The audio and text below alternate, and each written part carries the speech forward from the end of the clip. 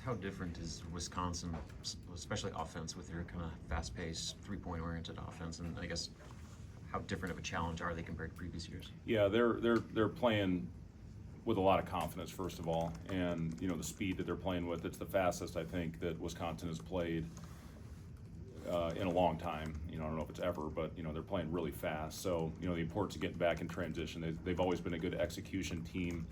They run a lot of continuity, ball screen motion type of action with a bunch of different wrinkles out of it, and they can all shoot. All 5 guys on the floor can make a shot. They've done a really good job recruiting to that system, and anybody on any given night can go off for 5 threes, including their bigs. So that's a challenge when you got big guys, front court players that can knock down shots. You look at us last year with Rink. That for us really opened up our offense. It opens up driving lanes, cutting. And you have to contest as well as you can. You have to try to take away the paint. If they're getting both, it can be a long afternoon. But this game's all about effort, toughness, and you got to find a way to compete and give yourself a chance and hopefully execute down the stretch. Connor was talking a few days back about just what he got out of his time in Wisconsin, even if it wasn't really what he wanted his second year. In your experience, how does a guy benefit from a situation like Connor had ultimately? Well, I think anybody you talk to that ends up going into the portal for whatever reason, we'll talk about however it went, whether it went positive, negative, it's a learning opportunity for them. And Wisconsin's a great program. So, it's always been very defensive oriented. When Connor came here, a lot of the things, we do it very differently, obviously. They're more get into your body, war, chase through screens, play the pick and roll in a drop coverage 2-on-2. We're more at the level and get into rotation. So that was an adjustment. But, the basics of having a foundation for defense for Connor was ingrained in him for the 2 years that he spent playing under Greg Gard. And, I think those are things when you look at anybody that's been in a situation, whether it went good or bad in their mind or in their people's minds now, it's a learning opportunity for them. And, how are they going to grow from maybe some of the things that they needed to do better and build on the things that they maybe did well in their first stint. And it's just the reality and the state of our game right now with so many people moving on to different situations. Again, whatever the reason, they could be in a great situation and leave now. So it's where our game is, unfortunately or fortunately maybe for the players. And every new situation is a learning opportunity. For some people it's better, for some people it's worse. And Connor, I think, is found a good situation here. And, we hope to have Connor here for, a couple of years. If the 5th year kicks in, we got an extra year with him. So, we love him. And he's had some really good moments so far in a Husker uniform. And he had some great moments for them. I mean, he set an all-time freshman record.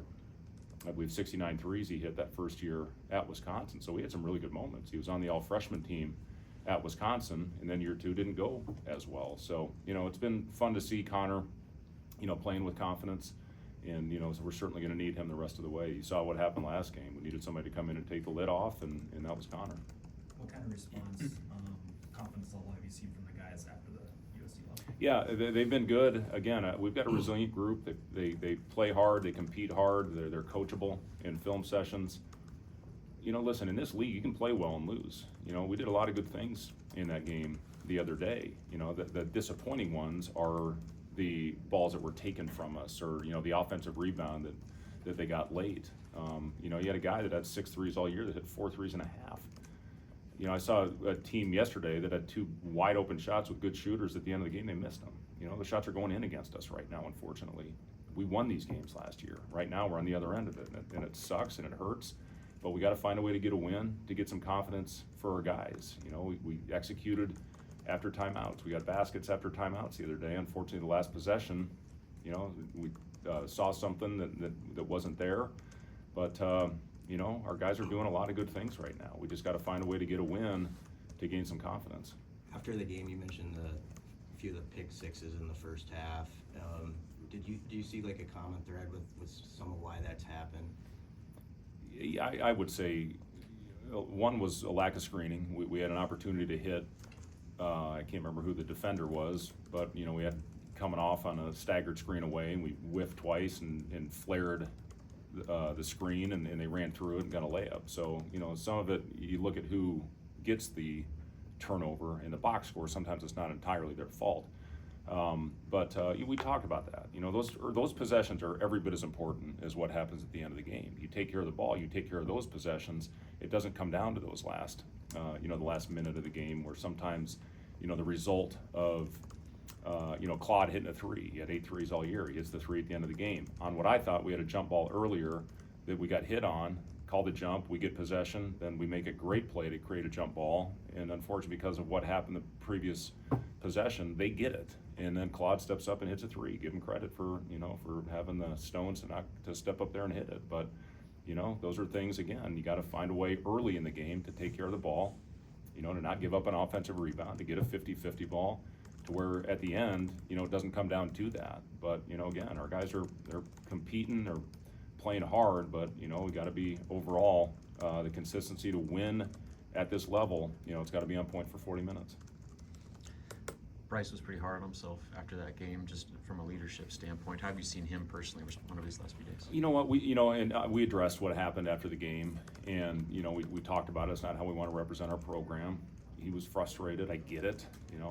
Believe me, I think I played this game with a lot of passion, and, when something didn't go well at the end, yeah, I was upset, but, you gotta go through it, you gotta win with grace, you gotta lose with grace, and, I was pleased with a couple of the guys. They addressed it before I even got in there after the game, and they talked about it. So that's good. That's growth for our team. But yeah, listen, I'm glad Bryce was hard on himself after that. If you're a leader, if you're one of the best players in the team, to take accountability, I think shows the rest of the team how much you care. And it's a learning opportunity for him. It's not going to happen again. We've got great kids on this team. I think you guys know that. I think our fans know that.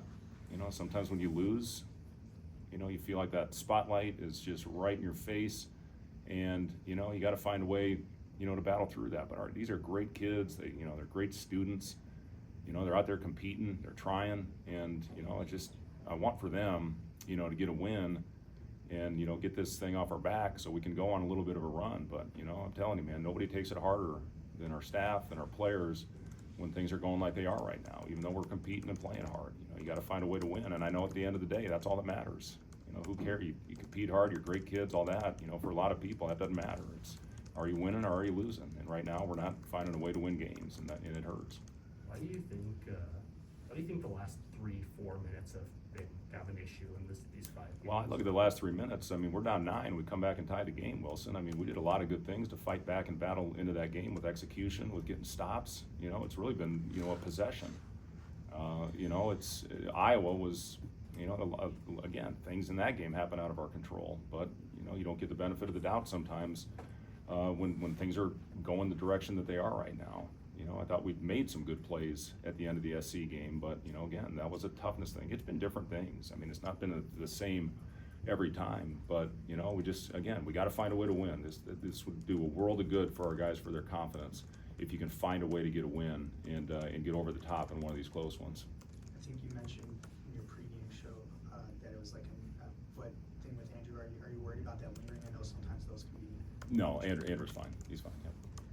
With the point guard spot, what have you seen from just Raleigh and Aaron? And is there anything more that you'd like to see out of that position, or are you good with it? Or?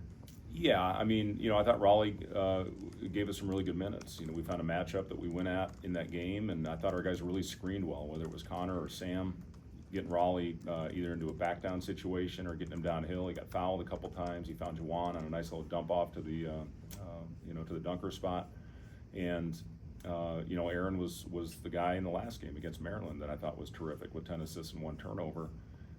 Bryce certainly is going to have opportunity to play the lead guard spot as well, and we put the ball in his hands. Connor set a great screen to get Bryce the and one, I think when it was 69-66 to tie the game.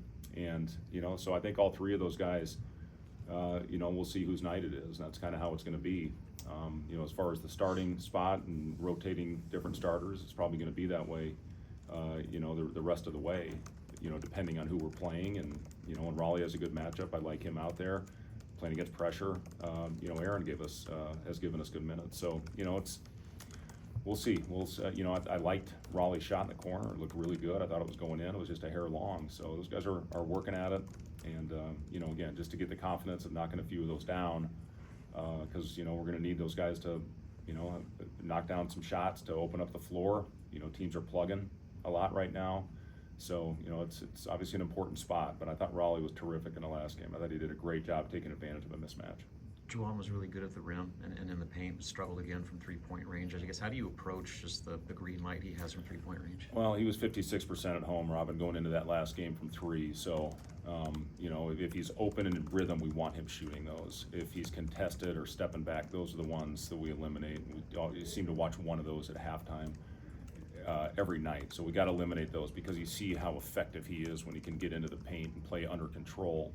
He had missed a few of those, but I thought he really did a good job playing off of 2 feet the other day and finishing at the rim. So, yeah, just, you know, for Juwan, it's if it's a late clock, absolutely we're going to shoot those. But those mid-clock contested ones are the ones that we work a lot with Juwan on passing up and getting a better one. Anything else for Coach? Thanks.